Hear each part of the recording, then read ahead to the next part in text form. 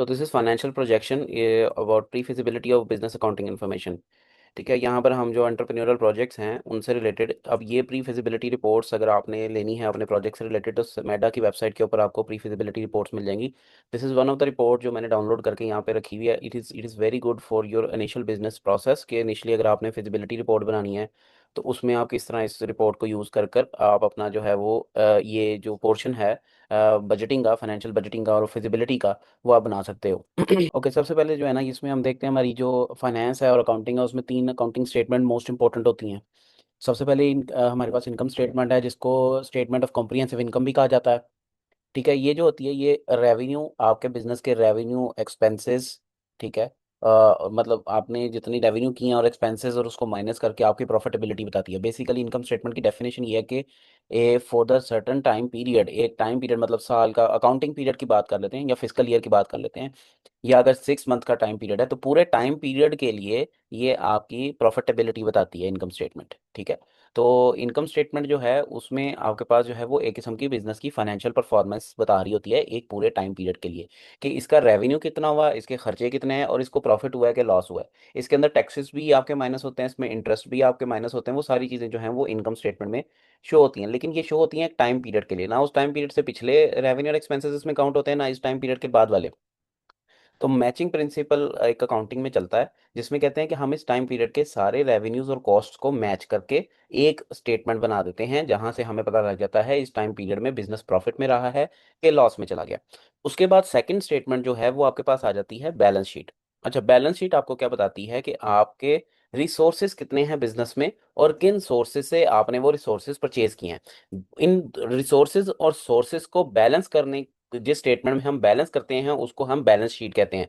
अब apparently resources क्या होते हैं बिजनेस के, वो बिजनेस के एसेट्स होते हैं। ठीक है, और लाइबिलिटीज और ऑनर्स इक्विटी बिजनेस के सोर्सेज होते हैं। मतलब ये जो होते हैं ये बिजनेस के इन सोर्सेज के थ्रू हम बिजनेस के एसेट्स को खरीदते हैं। तो ये एक बिजनेस के स्नैपशॉट देते हैं कि बिजनेस के जो फाइनेंशियल पोजीशन क्या है, मतलब वो कितनी स्ट्रांग है, उसके बाद रिसोर्सेज कितने हैं और उसके सोर्सेज कितने हैं। तो सोर्सेज, लाइबिलिटीज और ऑनर्स इक्विटी हम एक साइड पे लिख देते हैं।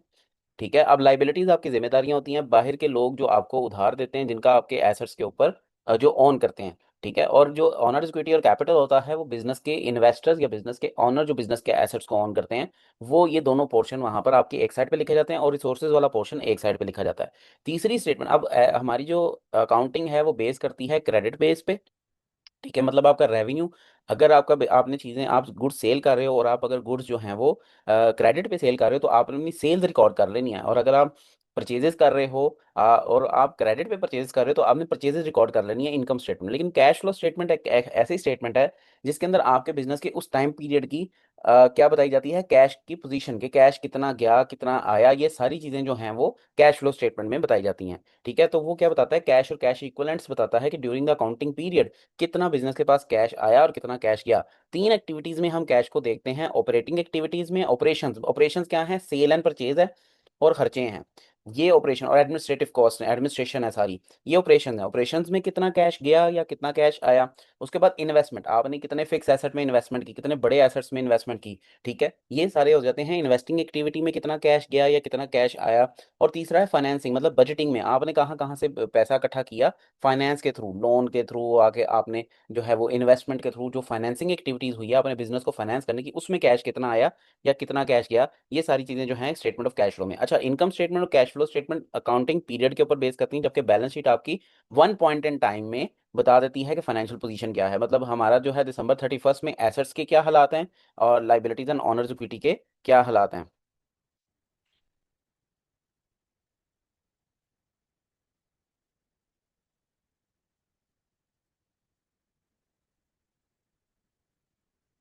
अच्छा, ये तो आ गया हमारे पास।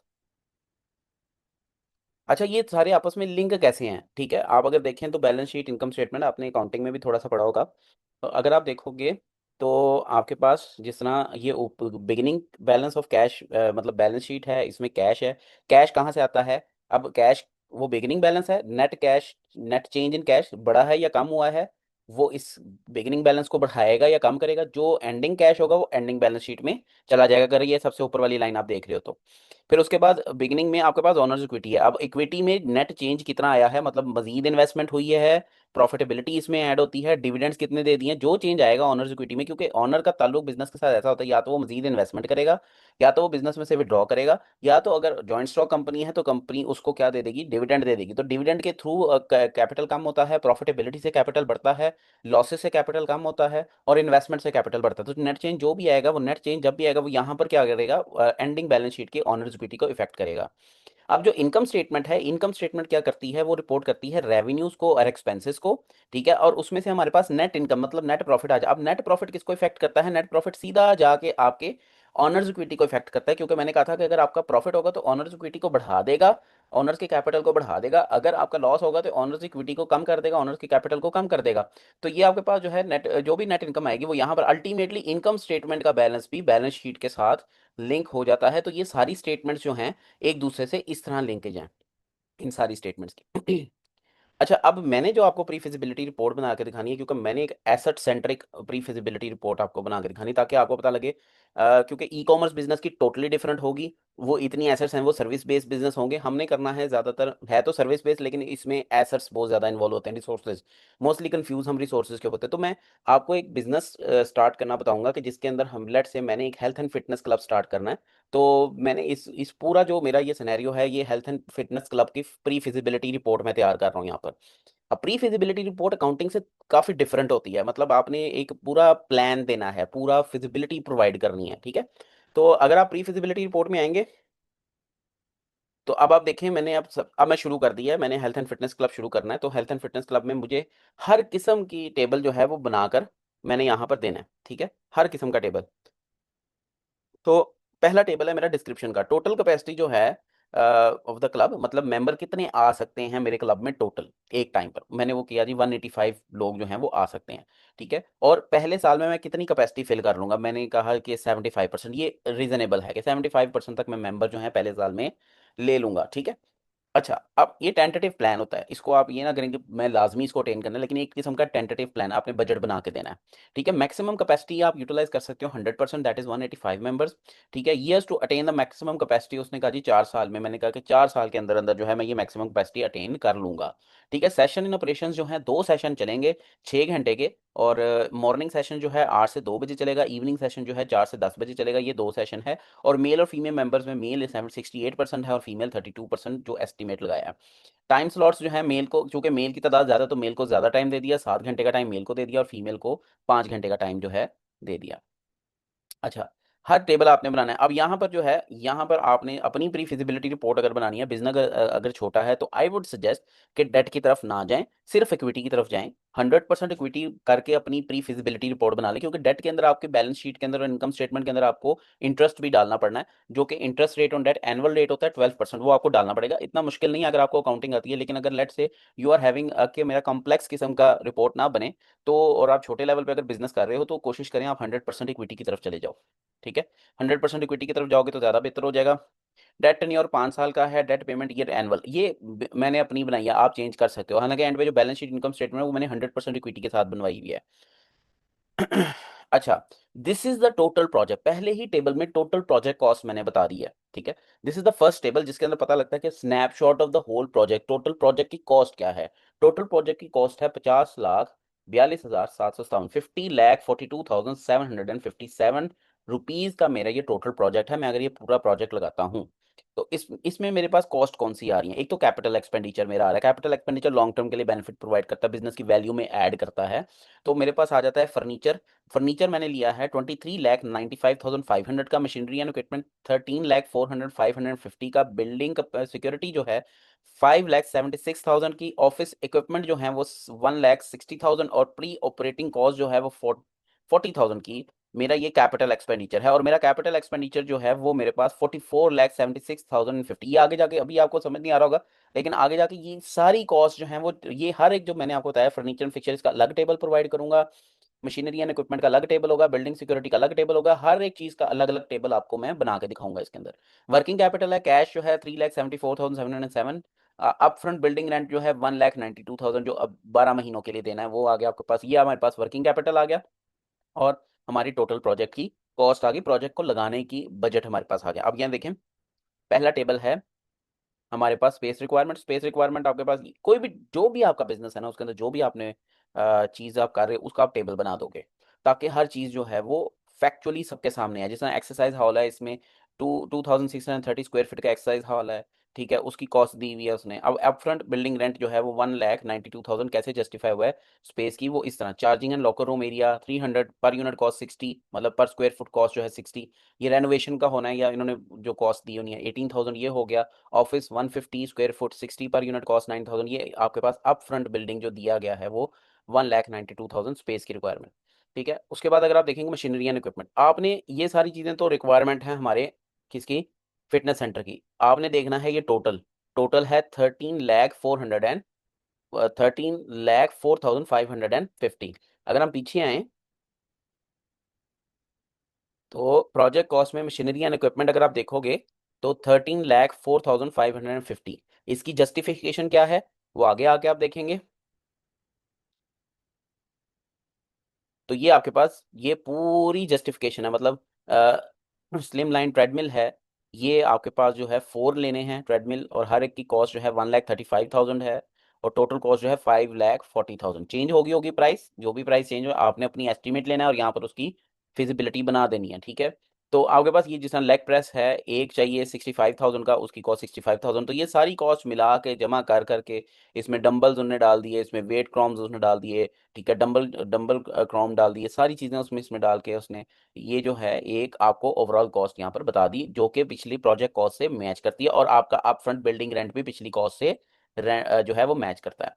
फर्नीचर एंड फिक्सचर्स में आते हैं, ये भी पीछे जो है 23,95,500 प्रोजेक्ट कॉस्ट में ये भी दी हुई है। इसकी डिटेल क्या दी हुई है कि जो फर्नीचर चाहिए उसमें जनरेटर चाहिए जो सबसे एक्सपेंसिव है, 7,15,000 का जनरेटर पड़ रहा है आपको, ठीक है। उसके बाद आपके पास एयर कंडीशनर, 4 एयर कंडीशनर लिए हैं तो आपके पास 3,60,000 के 4 एयर कंडीशन आपको पड़े हैं, ठीक है। उसके बाद आपके पास एलईडी टीवी आपने एक लिया है वो 56,000 का आपको पड़ रहा है। रेफ्रिजरेटर लॉकर्स आपने लिए हैं 8 लॉकर्स आपने लिए हैं, 5,000 का एक लॉकर पड़ रहा है, तो आपको जो है 40,000 के लॉकर्स पड़ गए हैं। Sound system, water dispenser, bracket fan साथ लिए हैं 26,600। तो ये सारी कॉस्ट मिलाकर, ठीक है। और आपके पास रेनोवेशन की कॉस्टिंग आपने जो है वो डाल दी है, ये एरिया के हिसाब से रेनोवेट कर रहे हैं आप, तो रेनोवेशन कॉस्ट उसने डाल दी है यहाँ पर।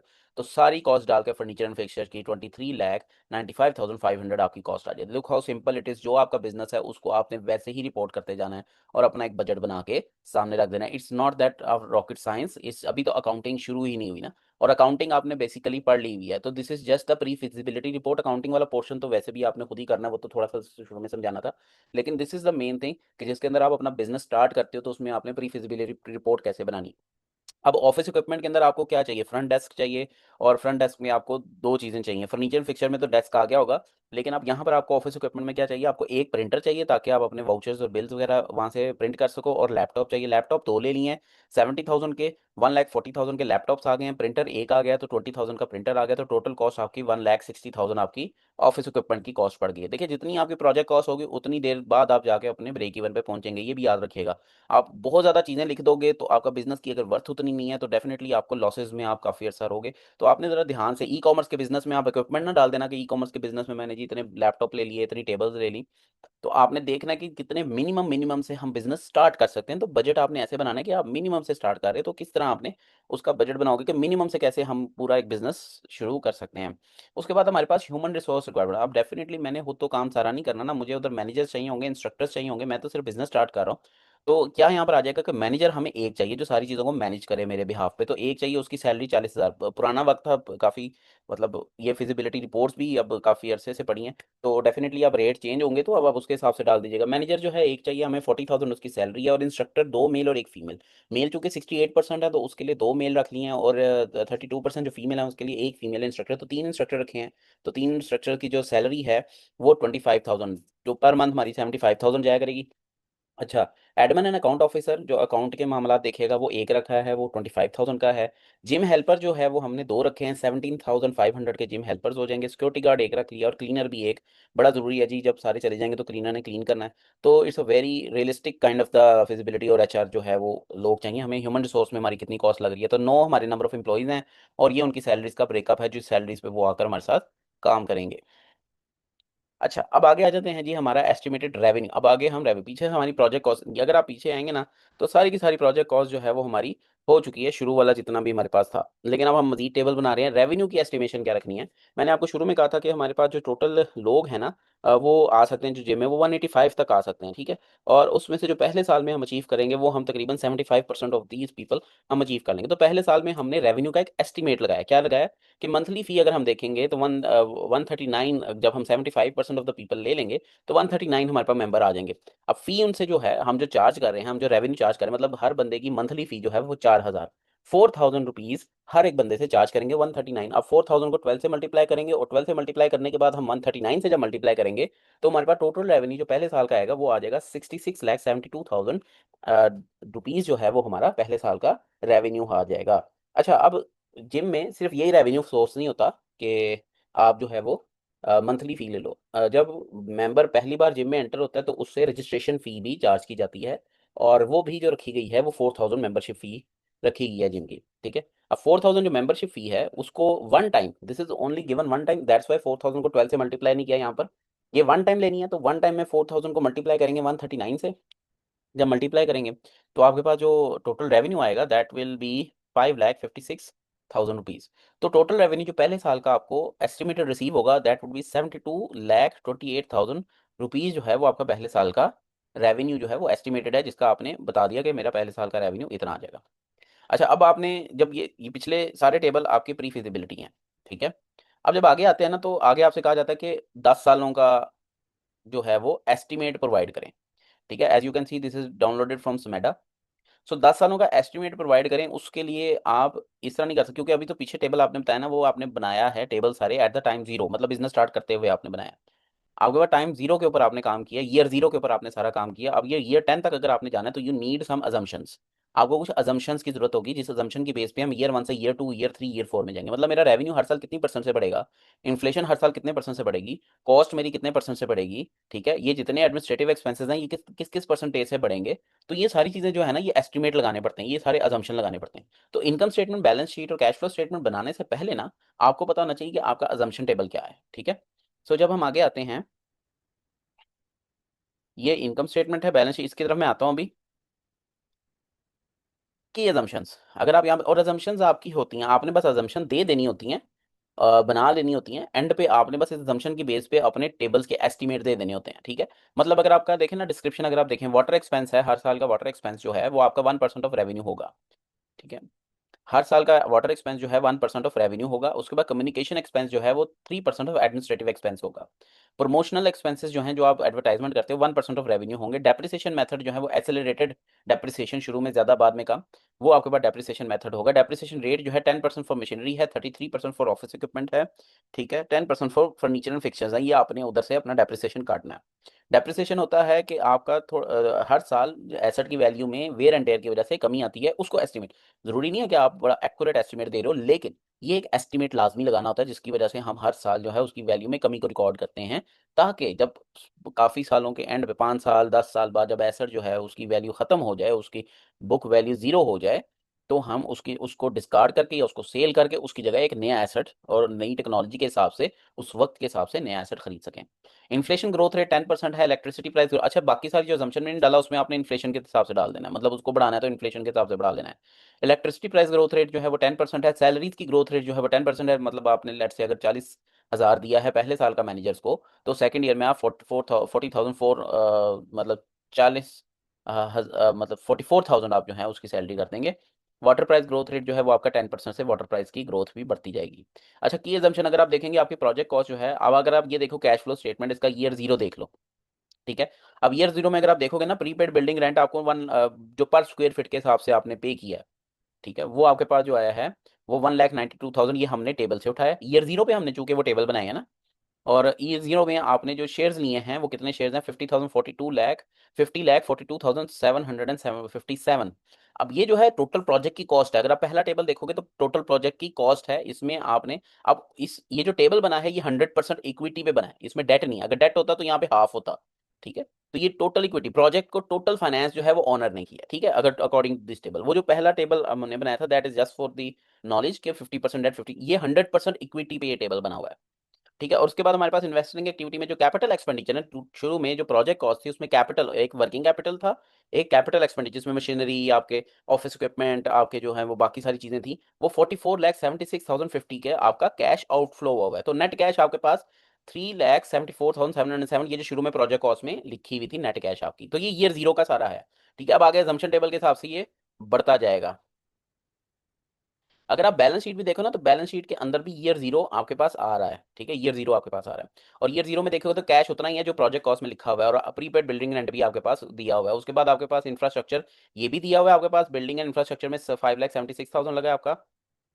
ठीक है। उसके बाद मशीनरी इक्विपमेंट में 13,04,000, ये एसेट्स हैं आपके। फर्नीचर एंड फिक्चर में 23 लाख, ये सारे टेबल से उठाई हैं वैल्यूज।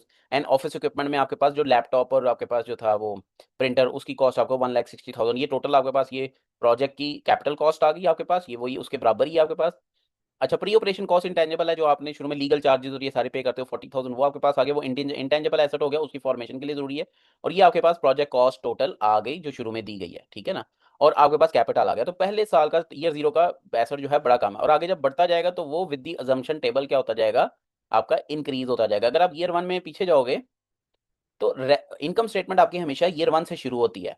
क्यों? क्योंकि आपका बिजनेस स्टार्ट हो जाता है, आपने ईयर वन के ऊपर जाके अपनी इनकम स्टेटमेंट बनानी है, क्योंकि बैलेंस शीट ईयर जीरो से शुरू हो जाएगी, cash flow statement year zero से शुरू हो जाएगा, प्लानिंग वाली ईयर से शुरू हो जाएगा, लेकिन इनकम स्टेटमेंट आपकी ईयर वन से बनना शुरू हो जाएगी। उसकी वजह क्या है कि ईयर वन से बनने की वजह यह है कि आपका जो इनकम स्टेटमेंट है, वो जब बिजनेस के ऑपरेशन स्टार्ट हो जाते हैं उसके साल बाद इनकम स्टेटमेंट आपकी बनती है, फॉर द टाइम पीरियड कि आपका बिजनेस ऑपरेट कर रहा है। तो अगर आप यहाँ पर देखोगे ईयर वन, अगर आप ईयर वन देखोगे तो 72,28,000 आपका रेवेन्यू है, जो पीछे एस्टिमेटेड रेवेन्यू टेबल में एस्टिमेशन निकाली हुई है, वहां से आपका रेवेन्यू उठा लिया है। This is your revenue. ठीक है, 72 लाख जो है वहां से उठाया। और उसके बाद कॉस्ट ऑफ सेल्स, ये कॉस्ट ऑफ सेल जितनी आपकी कॉस्ट आई होगी वो सारी कॉस्ट यहाँ पे डाल दी उसने, जिसमें डायरेक्ट लेबर, मशीनरी, ये एचआर से बनाकर ह्यूमन रिसोर्स की बाकी सारी चीजें, मेंटेनेंस और इलेक्ट्रिसिटी चार्जेस वो उसमें डालकर। ठीक है। और वो आपको जम्पशन टेबल में मिल जाएगा, 1% of the revenue, 3% of the revenue, वो सारी चीज़ें यहाँ पर आ जाएंगी। ठीक है। और उसके बाद आपके पास जो है बाकी सारे एक्सपेंसेस जो हैं उनकी एस्टिमेशन भी आपने लगा लेनी है, जिस तरह वाटर एक्सपेंस, ये देखें आपके रेवेन्यू का 1% है, तो 72,280 यहाँ पे रेवेन्यू का 1% दे दिया।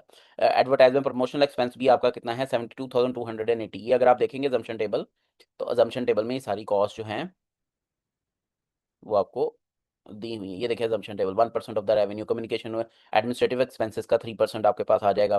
ठीक है। Promotion 1% of the revenue, promotional expenses भी इतने हैं। ठीक है। फिर आपका इन्फ्लेशन रेट 10% से है, सैलरीज, ये सारा कुछ, इसके इसके भी एस्टिमेट्स बनाकर, जिस तरह मैंने आपको एग्जांपल्स दिए हैं, आपने क्या करना है, एक assumption टेबल आपने एक अपना जो है एस्टिमेशन आपने बना देनी है। तो जितने भी electricity expenses, water expenses, communication expenses, office expenses, promotional expenses, professional fees, legal की जो आपने दी है, डेप्रिसिएशन एक्सपेंसेस 4,52,138, आपने देख लेना है आपके पास कितनी मशीनरी है, उसका डेप्रिसिएशन कैलकुलेट कर लेना है। उसके अलावा आपके पास फर्नीचर एंड फिक्चर्स कितना है, ये सारे एजम्पशन टेबल में उसकी परसेंटेज दी हुई है, उस हिसाब से उनको कैलकुलेट करके आपने यहाँ पे लिख लेना है। ठीक है। Pre operation cost, amortization, amortization intangible asset होते हैं, तो डेफिनेटली और इंटेंजिबल एसेट 40,000, उसका भी आपने परसेंटेज लेके यहाँ पे। अमोटाइजेशन एंड डेप्रिसिएशन में फर्क ये है, डेप्रिसिएशन टेंजिबल एसेट्स की होती है, अमोटाइजेशन इंटेंजिबल एसेट्स की होती है। Intangible asset which we can not, that are not physically available, so what it is, जिसमें गुडविल हो जाती है आपके, जो प्री ऑपरेशन कॉस्ट आपने पे की है बिजनेस के ऑपरेशन के लिए, पेटेंट्स हो जाते हैं, कॉपीराइट्स हो जाते हैं, ये सारे आपके इंटेंजिबल एसेट्स में आ जाते हैं।